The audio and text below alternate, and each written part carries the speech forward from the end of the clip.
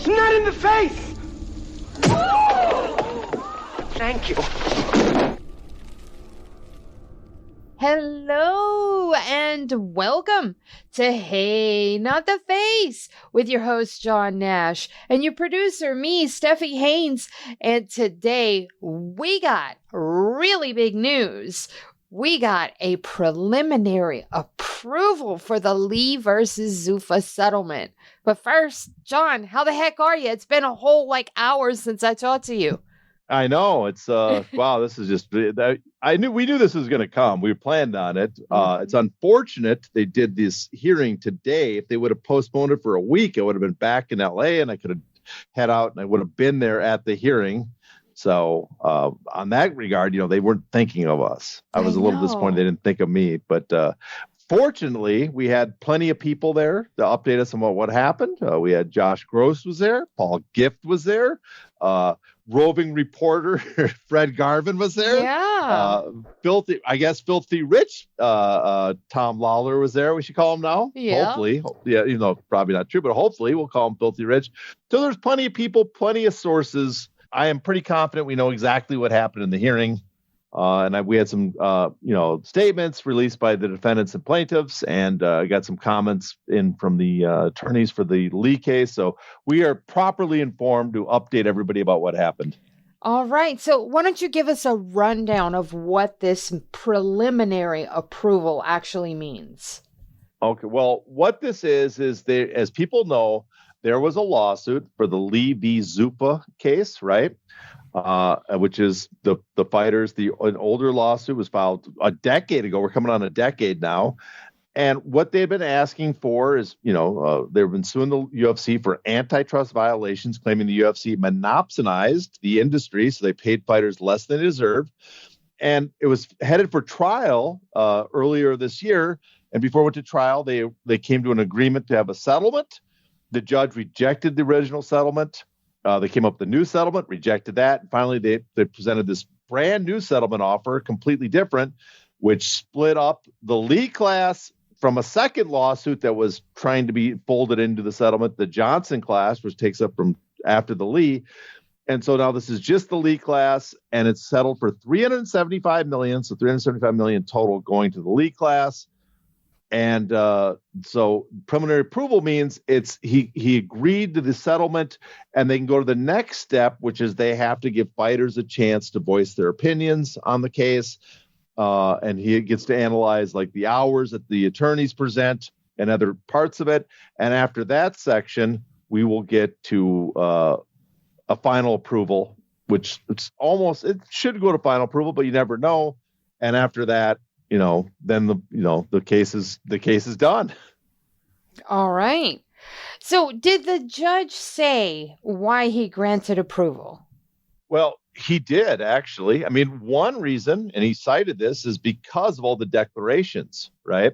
So we've got all these declarations. In fact, both him and the lead attorney, Eric Kramer, brought up they'd never had a case with this many class members in support of a settlement. So that really impressed him. He also specifically, they highlighted Rob Macy for gathering all those declarations. That's one reason. The other reason is because they did a lot of the stuff that he asked for. He split the class from Johnson. So again, there's two lawsuits here. There's the LEAG class, covers 2010 to mid-2017, and the Johnson class picks up where that left off from 2017 on. They tried to settle them both together originally. He said there's a conflict of interest. He's actually right about that. There is a conflict of interest. The LEAG class, because they're older fighters, can't ask for injunctive relief. They just want monetary terms. The Johnson class wants not just money, but injunctive relief. And on top of that, they want probably more money than they're getting. And they also have an issue with the class action waivers that prevent a lot of the fighters from taking part. So by separating them, the Johnson class can continue to go ahead as a case separately, can potentially ask for injunctive relief, can try to challenge these arbitration class action waivers to get more fighters, and then possibly get a lot more money for the fighters. So putting in a separate category takes care of that. It's a separate case. Now they don't have to, it's not being settled. So that settles that for the judge. And they increase the amount for LEAG. And they had a lot of evidence that 40% of what the possible damage is an acceptable amount for a settlement. And I think a lot of people, are disappointed in the amount. But you got to remember, there was no injunctive relief anymore on the LEAG class. They didn't have that as a threat to increase the settlement amount. So for all those reasons, he approved it. And now we have a preliminary approval. Now, to reiterate, which fighters belong to the LEAG class? Well, yeah, there's a lot of confusion. So if you're a fighter listening, it's December 16th, 2010, because they filed the case on December 16, 2014. There's a 4-year statute of limitations. So starting in December 16, 2010, and going through June 30th, 2017, every fight you have in the UFC during that period, if you fought in the UFC during that period, I should say, you are a member of the LEAG class. Now, okay, this is where it gets a little confusing. According to the complaint, the members of the LEAG class are you fought during that period, you're a U.S. citizen, or if you're a non-U.S. citizen, you fought in a match that took place in the United States, right? So that's right there. It eliminates a lot of fighters. Now, Eric Kramer, he said on Twitter that Singer's model consider that any fight that was broadcast in the U.S. is taking place in the U.S. So that would indicate that all the fighters that fought during that period are part of the LEAG class. So I think they're all part of the LEAG class. But if you look at the class certification granted by the judge, he uses the original complaints definition of a class member. I can't say for 100% certainty it covers everybody, but I am going on what Kramer suggested in a tweet a while ago, that it covers all the fighters, but there is a chance that if you read it the way it's written, it would indicate that you either are a U.S. citizen, or if you're an international fighter, non-U.S. citizen, or U.S. citizen or an international fighter with a green card or visa, then you would count. But if you're not one of those, then you at least fought one time in the U.S. So I'm hoping it's the other version, the wider reaching and covers all fighters. But I'm not 100% certain, but I'm leaning that way. I do think that's the way it's going to be interpreted. When and how much can they be expected to be paid? Well, there's a process that goes at this point now, because it's a preliminary approval. Within 60 days after the preliminary approval, the co-lead counsel are going to file a motion for the attorney's fees, right, and all their costs. So they'll file that to show the judge, what they want to get paid. They've kind of indicated what it is right now. It's $115 million in attorney fees they're asking for. Then there's some additional costs probably so that would leave fighters, according to the people that are there, they estimate between 240 and 260 million to be left over for the fighters. So after 60 days, they file that. Within 90 days of the preliminary approval, class members may have submit any of their objections to the proposed settlement. So the fighters that don't like it, they can put forward their objections to the settlement. They can also put forward rejections for the attorney's fees, right? And then after that, no later than 21 days after the expiration of the deadline for members of the class to object in proposed settlement and or attorney fees, expenses of service awards, there should be filed all briefs and material in support of the final approval of the settlement. So then the attorneys, in other words, have to file all their briefs. So that'll unwind, in other words, over the next several months. And then next year, as it continues, if this settlement is approved by the judge, we'll have 3 payments of $125 million each into an escrow for the fighters. And then the last payment will come no later than June 30th. And then fighters should expect their payment within several weeks of that final payment. So it'll take all that money will go in the escrow, pile up all the money. The attorneys will get their fee. And then sometime probably in July, Q3, the checks will go out after fighters. Now, this is the important part. And we're going to have something in the written text here about how you should contact the attorneys for this.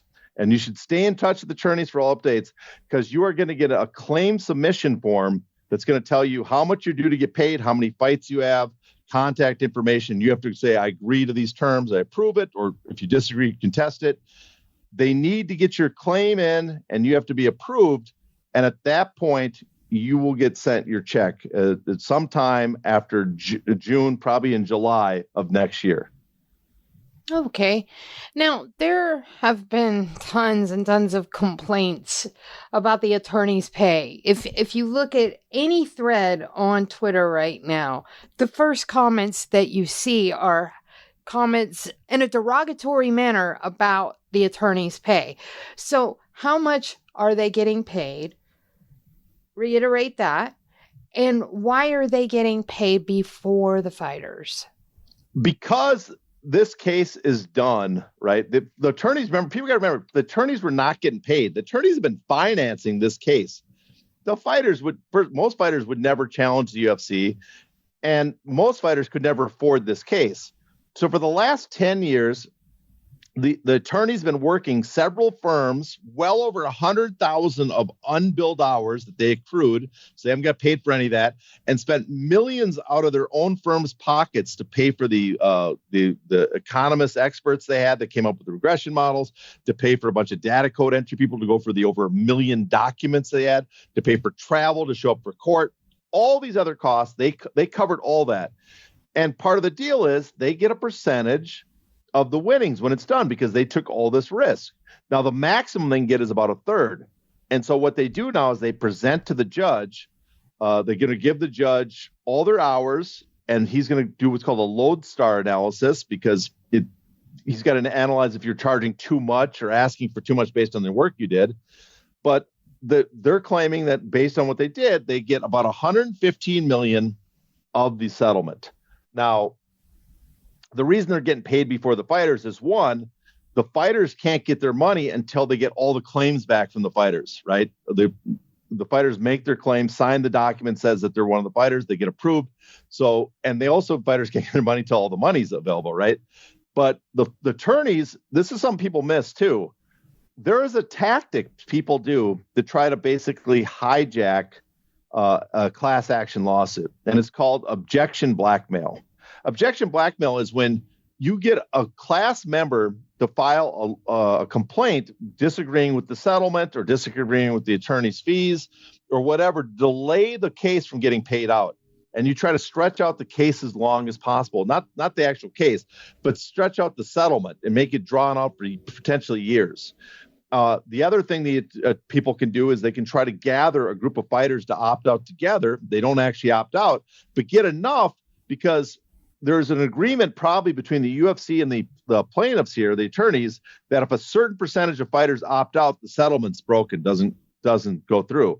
So the other people will try to gather a bunch of fighters or plaintiffs in this case and try to get them to agree to opt out and then threaten the attorneys with that unless they cut them a piece. The same with the people that do these kind of frivolous appeals of the settlement. They're not really appealing the settlement. They're trying to delay it and say, hey, listen, I'll drop my appeal if you cut me a piece. Now, according to Eric Kramer, actually on Twitter the other day, when I brought up this objection blackmail, he pointed out there's some changes to the law since then that the judge has to approve these payments, but still it's a tactic people try. And so what they do, the attorneys, is they take their money out first and then take out basically what's a bond, right? An insurance policy that says if the settlement somehow is, thrown out, retracted, that the UFC is guaranteed to get their money back, and then the attorneys have to pay their money back to the bank with an extra fee. So really the attorneys aren't like walking away with it with without any concern that the money has to be paid back. They're taking it out because no longer can you blackmail them by delaying the case because now they have the money. And so if you try to do objection blackmail, it doesn't work. And so that's the tactic they use. And I see a lot of people look at this and get really worked up that the attorneys are getting paid first. But if you look at it, there's a Daniel Patrick has a paper on this. That's what I cited. I read, I don't know how long ago, but I remembered it. It's a tactic that they started with to prevent people from trying to hijack these antitrust settlements. Now, we should point out, Steph, very important for fighters. Now, if you want to collect your money for this and you're a little worried you won't get it, you should call me. We'll sign an agreement and I'll take just 10% of your settlement and I'll guarantee you'll get your money. Now, I'm being facetious here, but that's the kind of thing people are going to say to you. And you got to be very careful, because coming out of the woodwork are going to be a bunch of outside firms or your own managers or people who are going to want to help you get the settlement, claim you need their help, going to claim that you should sign something to get a percentage. Guess what? All they're doing is taking a percentage of the work that's already done. So you got to be very careful if you're a fighter.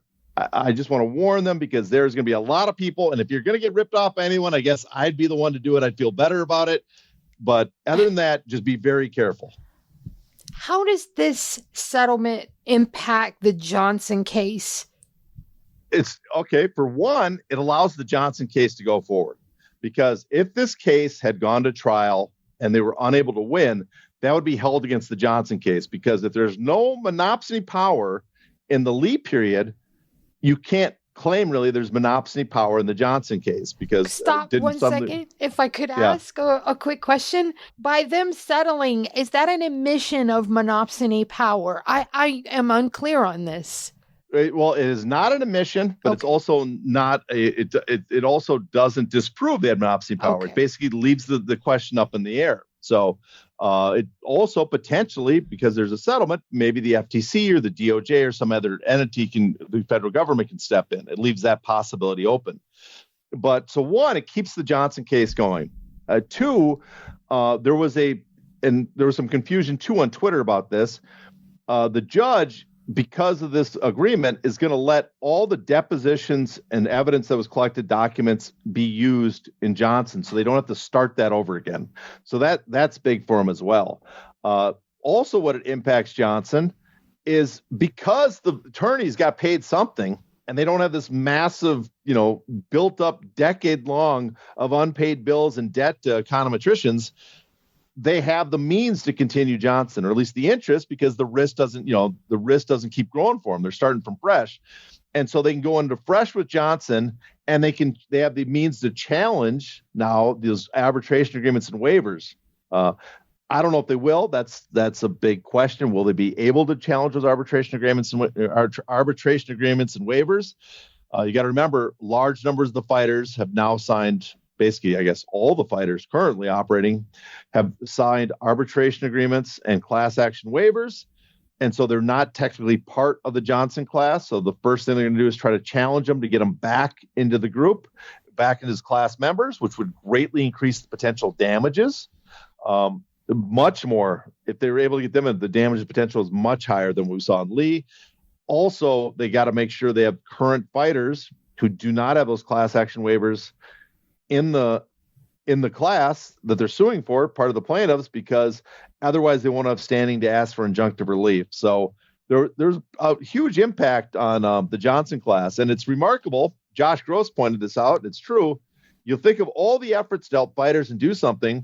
The people that have had the most success, that have actually done something, the most concrete thing to help fighters, is Lee, Fitch, Quarry, Kyles Kingberry, Javier Vasquez, and Brandon Vera. Mm-hmm. Those six accomplished something. And the three people on the next class action lawsuit attached to it right now, Tristan Connolly, CB Dalloway, and the named plaintiff, Cajun Johnson. That's why it's called Johnson versus Zuffa, the lead plaintiff there. They're going to have a chance to even do more built on what those guys did. So, this settlement does impact Johnson, and the biggest impact it has, it keeps Johnson alive for the potential for injunctive relief. Okay, quick question on Johnson. Actually, I have two questions. The first one, this set of attorneys, if I'm to understand, they have to continue forward with Johnson, or can any firm come in and say, we're going to handle it? How does that work? This firm is the one that's been designated by the court to lead this case. So another firm can't suddenly hop in unless they're dealing with a bunch of opted out fighters. So this firm is going to continue. It's the same firms that did the last case, though they added one additional firm, basically to kind of answer the question of conflict of interest. They were going to be the lead in case the lead class went on to trial.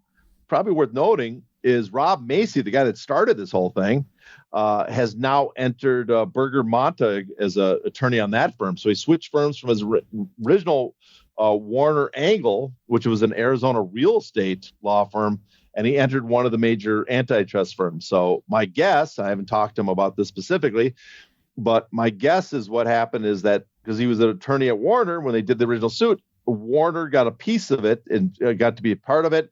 And now that the LEAG case is done and they're not really an antitrust firm, Macy's moving on to work at a firm that does these kind of cases. All right. And my second question, for Johnson, a lot is made about injunctive relief, but are they also suing for damages? Yes, they're suing for damages. Their pool of what they were compensated compared to Lee is smaller because so many fighters signed those class action waivers. But the potential damages, if you can get those fighters that signed waivers back in, are much higher. And so if they're claiming basically the same model of damages, when the regression models are done, you would expect that the damage total will be higher. Now, it'll be interesting to see when they're going to start discovery now for Johnson. As Johnson continues a separate case, we have several years of discovery, then hearings to go over the discovery and bring in people to be challenged over the regression models, and then potentially trial. It should not take anywhere nearly as long as this case.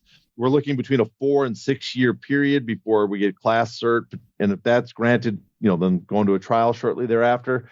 It'll be interesting to see because we know that the UFC changed some of their behavior in the Johnson period. And I wonder if some of those behaviors they changed were specifically designed to screw with the regression model that was used in Lee.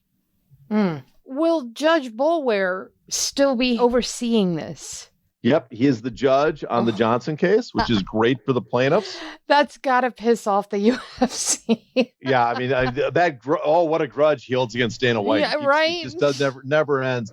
But from the fighter's point of view, and I actually I'm sure a lot of fighters are happy at the news. The except for Mark Hunt, then there seems to be a very happy reaction from fighters publicly and then behind the scenes, some as well, at least the ones that follow this. A lot of them still have no clue it's happening. Yeah. Or follow it very little.